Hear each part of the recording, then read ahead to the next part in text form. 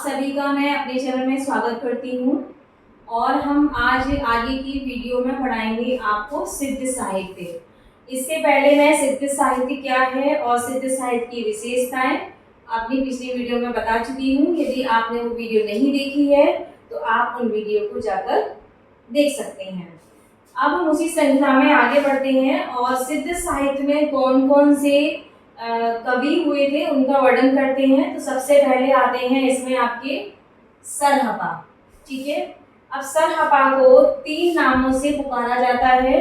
सरहपा की जगह पर सरहपाद भी कह सकते हैं, सरोज भद्र के नाम से भी और राहुल भद्र के नाम से भी इनको जाना जाता है। सरहपा का जो समय काल था यानी कि 769 यानी कि 769 ईस्वी के आसपास इनका जन्म हुआ था, जैसा कि राहुल जी के अनुसार इनको बताया गया है। इन राहुल जी का ये कहना है कि 769 ईस्वी के आसपास सरहपा का जन्म हुआ था। इनकी वो जाति जो थी वो जाति कौन सी थी, आपके ब्राह्मण जाति थी। और इन्होंने जो रचना अपने उसमें लिखी है, उनकी रचना का नाम है आपका दोहा कोश। इस रचना में इन्होंने क्या किया है, पाखंड और आडंबर का विरोध किया है। मतलब इन्होंने क्या किया है अपने ग्रंथ में, अपना जो ग्रंथ है इनका दोहा कोश, उसमें पाखंड और आडंबर का विरोध इन्होंने किया है।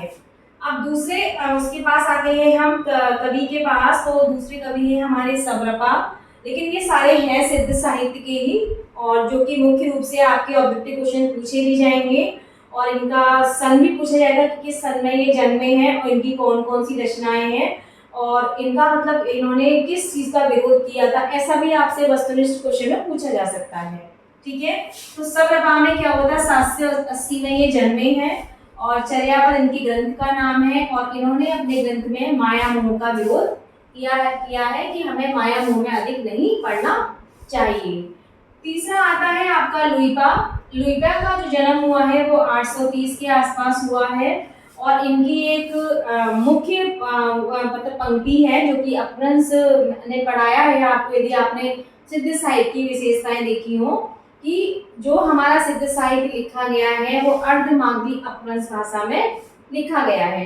तो प्राचीन काल में जो भाषा का प्रयोग होता था वो आजकल की भाषा से बहुत ज्यादा मिलता जुलता नहीं है। ठीक है, तो हो सकता है इसमें आपको थोड़ा सा ऐसा लगे कि ये बहुत सारी लैंग्वेज या भाषा कैसी प्रयोग की गई है। तो सबसे पहले आपको इसकी विशेषताएं अवश्य पढ़नी चाहिए जो कि मैंने पिछली वीडियो में आपको बताई हैं। ठीक है, तो ये जो पंक्ति है ना कि कारा तरुवर पंच बिडाल, ये पंक्ति पूछी जा सकती है आपसे कि ये जो पंक्ति है ये किसके द्वारा दी गई है। तो ये आपका लुइपा ने इस पंक्ति को दिया है। इनके जो गुरु हैं वो कौन है, सब्रपा गुरु हैं इनके, और इन्होंने इनके जो ग्रंथ में हमें पढ़ने को मिलता है वो अधिकतर रहस्य भावना मिलती है। अब चौथे नंबर पे आते हैं आपकी कड़हपा। कड़हपा का जो मतलब जन्म हुआ है वो 820 में हुआ है। पहले कड़हपा आना चाहिए था, बाद में लुइपा। तो 820 में इनका जन्म हुआ है और जालंधरपा इनके जो थे वो इनके गुरु थे और इनका जन्म कहाँ हुआ है, आपके कर्नाटक में हुआ है। अगली हम बात करते हैं आपके डोम्बी बप्पा की, जिनका जन्म हुआ है 840 में और 840 के साथ ये जो पंक्ति मैंने लिखी है कि गंगा जमुना माझे रे बहर नाई, जैसे ये पंक्ति प्रसिद्ध है पूछी जा सकती है, ऐसे ही गंगा जमुना माझे रे बहर नाई ये भी पंक्ति आपसे पूछी जा सकती है कि ये पंक्ति किसके द्वारा लिखी गई है। तो आप क्या टिक करेंगे, डोम्बी बप्पा। ठीक है, और इसके साथ इनकी जो रचनाएं हैं वो आपकी रचनाएं हैं योगचर्या, अक्षर दिकोपदेश और डोम्बी गीतिका।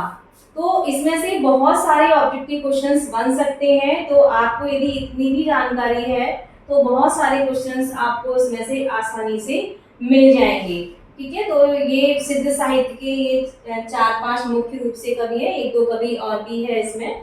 तो जो मुख्य रूप से कवि थे वो मैंने आपको बता दिए हैं और इसमें इनकी जो रचनाएं पूछी जा सकती है वो भी आपको बता दी कि जैसे दोहा कोश किसकी रचना है ना, चर्यापद किसकी रचना है और आपकी योगचर्या, अक्षर दिकोपदेश, डोम्बी गीतिका किसकी रचना है। तो ये आपसे पूछी जा सकती हैं।